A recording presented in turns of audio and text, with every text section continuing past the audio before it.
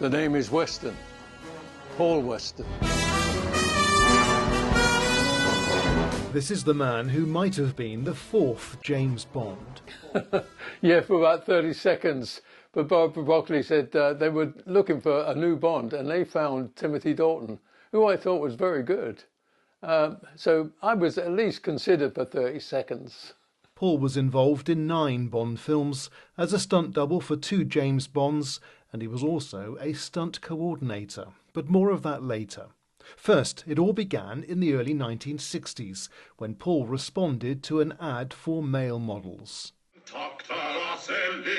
And then he found himself with a singing role with the Beatles, seen here, top right of the screen. You're lucky that was left in the film, wasn't it? You could have been edited out of that. Absolutely. What happens is that when you're an extra, you're displaced around the bar, and we obviously couldn't be next to the Beatles. We were facing them, and I was lucky to be right on the corner that you could still see me in the film. And there I was singing with the Beatles. Later in the 1960s, Paul was in demand for stunt work in classic series like Space 1999, The Saint and the Avengers. Seen here in a stunt double role for the character Steed.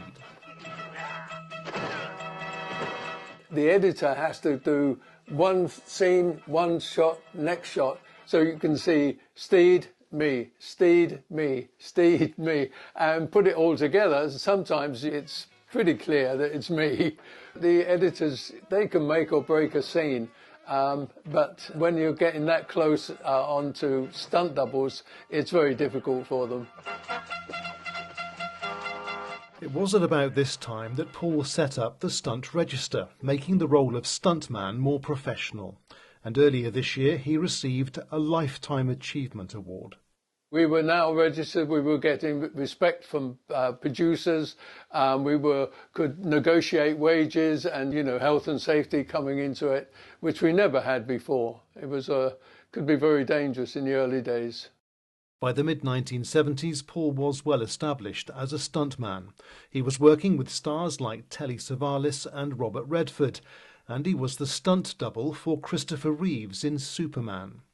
He also featured in the Star Wars film Return of the Jedi, where he broke his leg. And in the early 1980s, there was Raiders of the Lost Ark, where he played one of the German soldiers hanging off the side of a speeding truck. Each one of us had a way of coming off there. My one was I was going to hit a tree, so I sawed the tree halfway through, and I hit it perfectly on my back, and it cushioned my fall down to the embankment. So yes, there's a lot of preparation goes into all these stunts. And just one take for that, because you can't prepare lots of trees, can you? No, you have to hit the tree that you prepared. So you have to mark it and make sure you hit the right one. And it worked perfectly, and we all did it one take. By now, Paul was in huge demand as a stunt coordinator and a second unit director. He was in Aliens, and also seen here jumping from a helicopter onto a moving train, doubling for a future James Bond. My pilot on the helicopter couldn't speak English, so I was directing them forward, to the right, to the left, but I had to have the helicopter going slightly faster than the train, because if it wasn't, and I hit and fell backwards, that would have been dangerous. And in this clip from the film, just a few minutes later, you jump off the train back onto the helicopter. Yes, yeah, it was a difficult job to do, but it's timing and your natural ability to work out where that ladder is swinging. I've got to jump far enough out to make it look exciting, but close enough to be able to grab it. I've only got one shot at this, and I've got to get it right. Paul would never work with Pierce Brosnan when he played 007, but it is with the Bond franchise that Paul spent a lot of his career.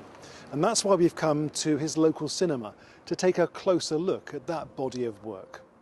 And after a brief appearance in Moonraker, Paul's next Bond film was For Your Eyes Only. And here he is in a fight scene with Roger Moore in the black leather jacket.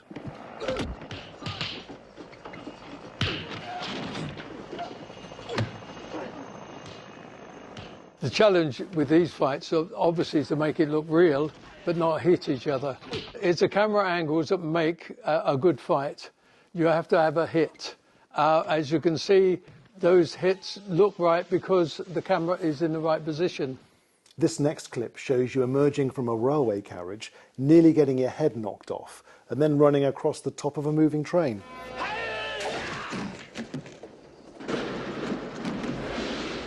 That was the third take. The first two takes, I was getting closer and closer, but the third one I thought, I can leave this. This is Bond. You know, it's got to be looking dangerous. And I left it just a bit too late. Opened up and the bridge was coming at me at 35 miles an hour, and I just had time to get up and go under. I just felt the brickwork catch my wig. I thought, oh, this is ridiculous. I pushed it too far, but it's Bond.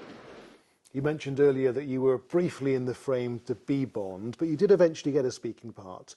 The first Timothy Dalton movie as an SAS man, and here it is.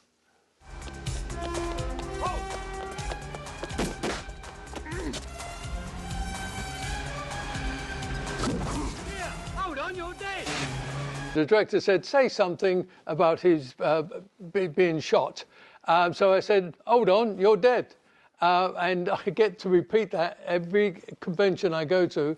Fans say, can you say the line? A bit of fun there, but it was your last Bond film, the next one, where it got quite dangerous because you were literally set on fire. Well, you're seeing me there on fire, but it was only a fraction of the time that I was actually on fire. The British Board of Censors decided that it was too horrific for the audience, and they cut it right down. I wasn't even supposed to be doing this job. I had a stuntman to do it, but he had to go off on another movie, and he left his equipment. I had 3 minutes of air. So by the time I hit the floor, I was totally out of breath. They took my mask off, and that's when my skin was burning. But they got me up and put me out. And it was while working on a Bond film that Paul met Charles and Diana. In this news clip, he's instructing the future king on how to smash a bottle over someone's head. Diana then asked Paul if she could have a go. So set it up, okay, turn over, action, and she hit him hard. And he brushed it off and said, that's got to last you 10 years. At 85, Paul is still working, most recently with Tom Cruise. And a book is on the way. Paul just needs to find the time in his busy schedule to write it. I think people will be interested. I think so, yeah. Fortunately, he can count on Dolly, his wife of 63 years, who's helping to jog his memory. It's still going. Only just. Just. Richard Slee, ITV News. Yeah.